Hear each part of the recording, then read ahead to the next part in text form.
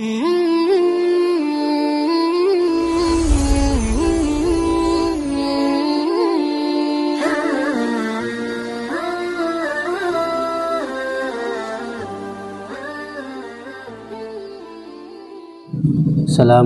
warahmatullahi wabarakatuh.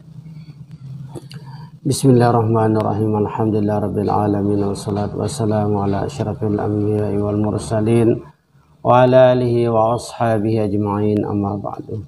Subhanaka la ilma lana illa ma 'allamtana innaka antal alimul hakim wa la haula wa la quwwata illa billahil aliyyil azim. Alhamdulillah wa syukurillah, puji syukur kehadirat Allah Subhanahu wa taala. Salawat dan salam ke junjungan alam Nabi besar kita Muhammad sallallahu alaihi wasallam, keluarga dan para sahabat beliau. Semoga di yaumul qiyamah kita mendapatkan syafaatnya nanti. Amin amin ya rabbal alamin. Pada sore hari ini kita akan membahas mengenai puasa. Allah Subhanahu wa taala berfirman di dalam Al-Qur'an, ya ayyuhalladzina amanu kutiba alaikumus syiyamu kama kutiba alal ladzina min qablikum la'allakum tattaqun. Ya ayyuhalladzina amanu, wahai orang-orang yang beriman, kutiba alaikumus syiyamu, telah dituliskan atas kalian berpuasa. Kama kutiba, sebagaimana telah dituliskan, alal ladzina min qablikum, atas orang-orang dari sebelum kalian. La'allakum tattaquna, pasti kalian akan menjadi orang yang bertakwa. Pada ayat ini Allah Subhanahu wa taala menjelaskan perintahnya dengan memakai sigat fi'il madhi. Wahai orang-orang yang beriman, telah dituliskan atas kalian. Ulama tafsir mengartikan kata kutiba dengan kata furidah, yang telah difardukan. Allah Subhanahu wa taala karena memerintahkan tentang puasa. Puasa ini adalah hal yang berat, membutuhkan pengorbanan yang banyak. Allah Subhanahu wa taala tidak menggunakan kata perintah. Setiap perintah Allah Subhanahu wa taala yang sifatnya memberatkan bagi hambanya, selalu Allah Subhanahu wa taala tidak menggunakan kata amr ataupun sigatul amr. Sebagaimana pada ayat lain, kutiba alaikumul qital, dituliskan atas kalian berperang. Jadi perang adalah hal yang berat, maka Allah Subhanahu wa taala mengatakan kutiba, telah difardukan. Jadi setiap Allah Subhanahu wa taala memerintahkan hal-hal yang berat selalu menggunakan, tidak memakai kata-kata amar ataupun syagat amar. Tidak mengatakan di sini ya alladzina amanu sumu. Nah, tidak mengatakan demikian. Jadi ini adalah merupakan kelembutan Allah, kehalusan Allah Subhanahu wa taala jika dia memerintahkan hambanya untuk hal-hal yang memberatkan. Kutiba alaikumus syiyam, telah difardukan atas kalian berpuasa. Jadi yang diwajibkan oleh Allah Subhanahu wa taala melaksanakan puasa ini adalah orang-orang yang beriman. Orang-orang yang tidak beriman tidak diwajibkan untuk melakukan puasa, bahkan tidak sah. Karena puasa membutuhkan niat tidak sah dilakukan bila dikerjakan oleh orang yang tidak beriman kepada Allah Subhanahu wa taala. Walladzina amanu kutiba alaikumus syiyam, hai orang-orang yang telah beriman, telah diwajibkan atas kalian berpuasa. Karena puasa adalah hal yang berat, maka orang-orang yang betul-betul beriman kepada Allah Subhanahu wa taala tidak akan merasakan dirinya berat untuk melakukan puasa. Kenapa? Karena puasa adalah perintah Allah Subhanahu wa taala. Kama kutiba 'alal ladzina min qablikum, sebagaimana puasa yang telah dilakukan atas orang-orang sebelum kalian. Ini ayat menjadi dalil bahwa puasa juga diwajibkan oleh Allah Subhanahu wa taala bagi umat-umat sebelum kita. Namun tata caranya yang berbeda. Ada yang puasanya 3 hari dalam 1 bulan. Ada juga yang tata caranya adalah di waktu malam, yakni apabila dia sudah tidur, maka tidak boleh dia makan lagi. Nah, ini adalah tata cara yang berbeda. Namun disyariatkan melakukan puasa adalah hal yang sama. Kenapa Allah Subhanahu wa taala juga menyebutkan sebagaimana telah diwajibkan atas orang-orang sebelum kamu? Nah, ini supaya apa? Supaya kita merasakan juga, kita tidak mengelak bahwa kok ya Allah puasa ini berat bagi kami. Allah SWT menyebut orang-orang sebelum kalian pun juga sudah saya wajibkan melakukan puasa. Berarti orang sebelum kita sudah diperintahkan untuk berpuasa, kita umat Islam diwajibkan untuk berpuasa, berarti kita tidak merasa berat. Dan juga tidak merasakan diri kita saja yang diwajibkan untuk melakukan ibadah puasa. La'allakum tattaqun, agar kalian menjadi orang yang bertakwa. Nah, kata la'alla di sini sebagian ulama tafsir mengatakan kalau Allah Subhanahu wa taala menyebut kalimat la'alla di dalam Al-Qur'an itu artinya pasti ataupun wajib. La'allakum tattaqun, pasti kalian akan menjadi orang yang bertakwa. Jadi dengan melakukan ibadah puasa dengan baik, otomatis kita akan menjadi orang yang bertakwa kepada Allah Subhanahu wa taala. Puasa adalah wajib. Dijelaskan oleh Allah Subhanahu wa taala, puasa adalah merupakan bagian daripada rukun Islam. Yang ketiga, ada mengatakan yang keempat. Ini berarti apabila yang diingkari kewajiban puasa Ramadan, maka orangnya adalah keluar daripada Islam.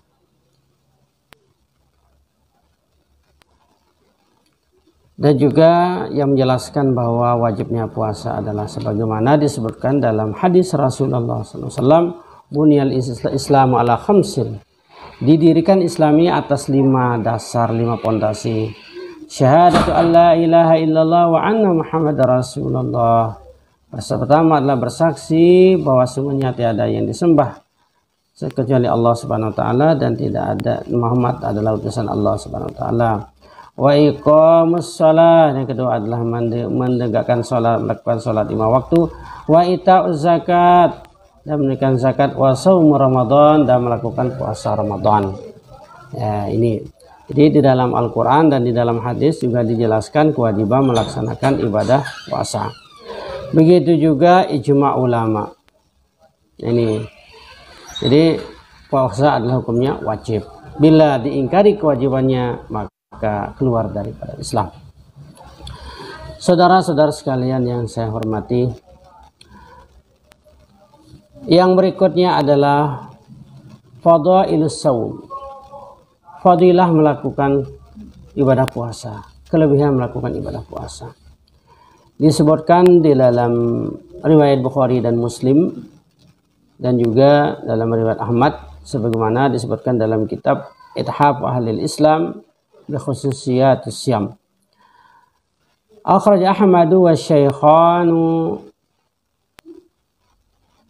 عن سهل بن سعد رضي الله عنه أن النبي صلى الله عليه وسلم قال إن في الجنة بابا يقال له الريان يدخل منه الصائم يوم القيامة لا يدخل منه أحد غيرهم يقال أين الصائمون fayaqumun fayadkhulun fa idza dakhalu ughriqa alaihim falam yadkhul minhu ahadun. Dari Sahal bin Sa'ad radhiyallahu anhu mengatakan bahwa sesungguhnya Nabi sallallahu alaihi wasallam telah bersabda, inna fil jannati baban yuqalu lahu rayyan, sesungguhnya di dalam surga ada sebuah pintu yang bernama Rayyan. Pintu surga jumlahnya 8. Di antaranya ada yang namanya Rayyan. yadkhulu minhu as-sha'imuna yaumal qiyamah, akan masuk melewati pintu Rayyan, pintu surga yang bernama Rayyan oleh orang-orang yang berpuasa. Jadi besok orang-orang yang berpuasa ini memasuki surga melalui pintu Rayyan, yani besok di hari kiamat. La yadkhulu min ahadun ghairuhum, tidak akan masuk dari pintu Rayyan tersebut seorang pun selain daripada mereka, selain daripada orang-orang yang berpuasa. Jadi orang-orang yang berpuasa akan diberikan khusus pintu jalan masuknya ke surga melalui pintu Rayyan.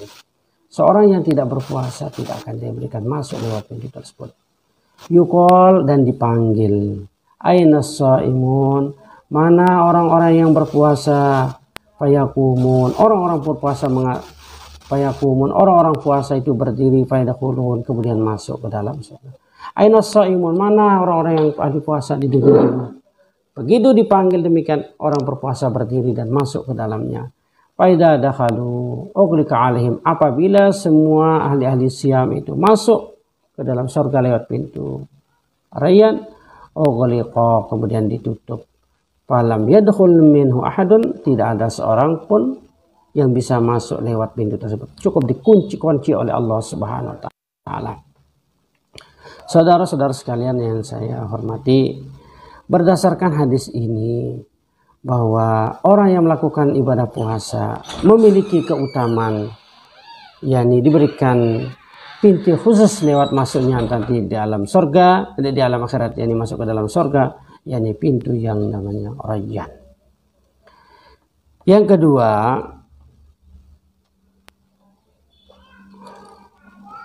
orang-orang yang berpuasa juga akan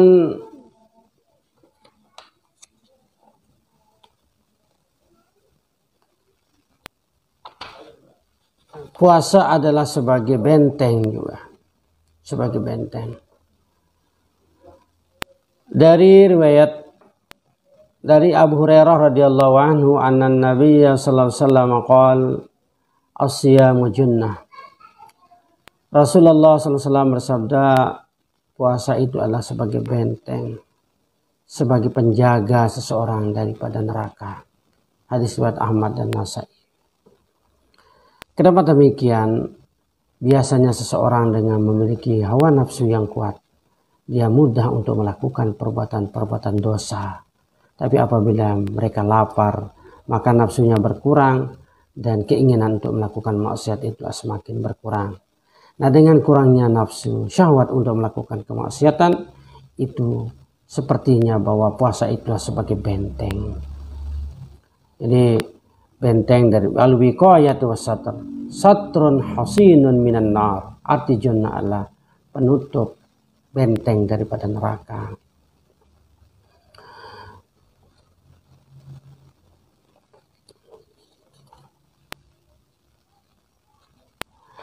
Sebagaimana didukung juga oleh hadis yang lain dari riwayat Ahmad dan Nasai dan Ibnu Majah dari Utsman bin Abil As, as-siyamu jannatun minan nar. Surga, puasa adalah sebagai benteng daripada neraka, penghalang daripada neraka. Ka jannati ahadikum minal qital, sebagaimana benteng salah satu daripada kalian daripada perperangan.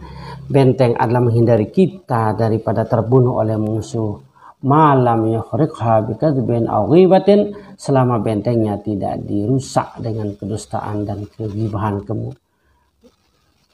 Jadi di sini orang yang melakukan peperangan adalah membutuhkan benteng untuk menghindari diri, menjaga diri daripada serangan musuh. Begitu juga orang-orang yang puasa adalah sebagai benteng, berarti tidak masuknya ke dalam neraka dengan ada benteng itu. Ini apa puasa? Benteng orang yang puasa adalah sebagai benteng, perisai.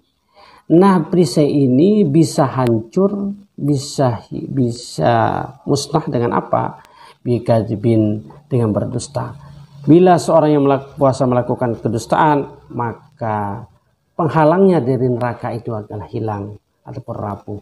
Au ghibatin, begitu juga ngumpat atau membicarakan orang lain.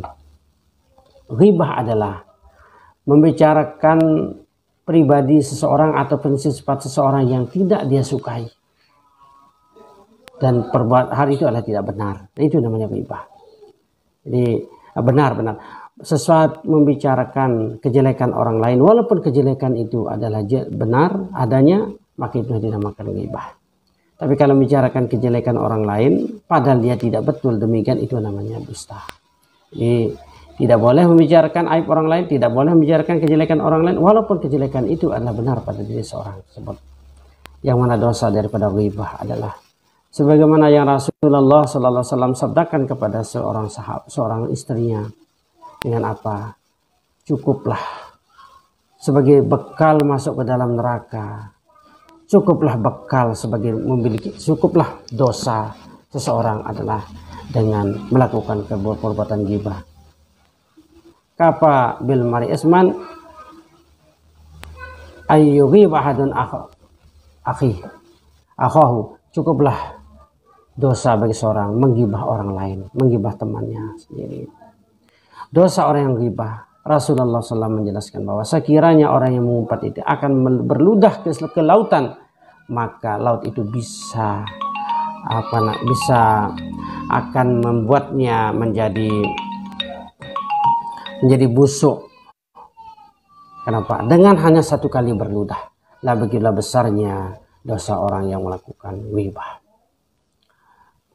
Saudara-saudara sekalian yang saya hormati, yang ketiga, kelebihan daripada puasa adalah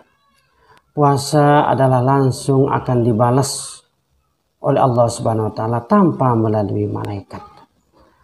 Asyamu li wa na ajzi bihi. Puasa hambaku adalah untukku dan aku langsung yang akan membalasnya. Kenapa? Karena puasa adalah asyamu sabrun. Puasa adalah bagian daripada bersabar. Bersabar adalah ibadah yang tidak ternilai terhingga pahalanya. Innama yasabiruna ajrahum bighairi hisab. Orang-orang yang berpuasa pahalanya tidak terhitung. Makanya puasa juga tidak terhitung. Itulah sebabnya Allah Subhanahu wa taala akan langsung membalasnya. Begitu mulianya orang yang dibalas pahalanya oleh Allah Subhanahu wa taala langsung. Bersatu gambaran bahwa bila seorang akan mendapatkan hadiah, kemudian yang membagikannya adalah presiden, tentu adalah sangat bangga. Kalau dibagikan oleh dewan juri ataupun dewan hakam, itu adalah merasa biasa-biasa saja. Padahal hadiahnya sama. Jadi itulah mulianya puasa. Jadi asyamu li wa ana ujzibi, puasa hambaku adalah untukku dan aku yang membalasnya. Dengan dibalas langsung oleh Allah Subhanahu wa taala, ini menjadi tanda bahwa puasa ini adalah hal yang sangat mulia. Dan juga yang keempat adalah setiap orang yang berpuasa mulutnya adalah selalu berbau busuk, tidak baik. Namun kebusukan mulut orang puasa adalah akan diganti oleh Allah Subhanahu wa taala di alam akhirat nanti lebih harum daripada bau misik. Rasulullah SAW bersabda, "Walladzi nafsu Muhammadin biyadihi." Demi yang diri Muhammad berada di tangan Allah Subhanahu wa taala, la khulufu famis shaim. Bau mulutnya orang yang berpuasa atyabu indallah mirihil misk, akan lebih harum di sisi Allah Subhanahu wa taala daripada bau kasturi. Hadis riwayat An-Nasa'i dari Aisyah radhiyallahu anha.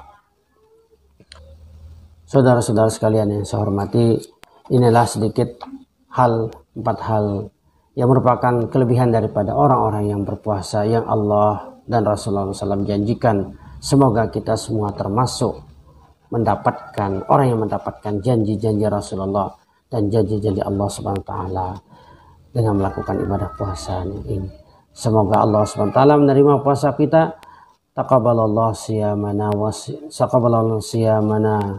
wa tilawatana wa salatana, amin amin ya rabbal alamin. Apabila ada khilaf dan salah, mohon maaf yang sebesar-besarnya. Wassalamualaikum warahmatullahi wabarakatuh.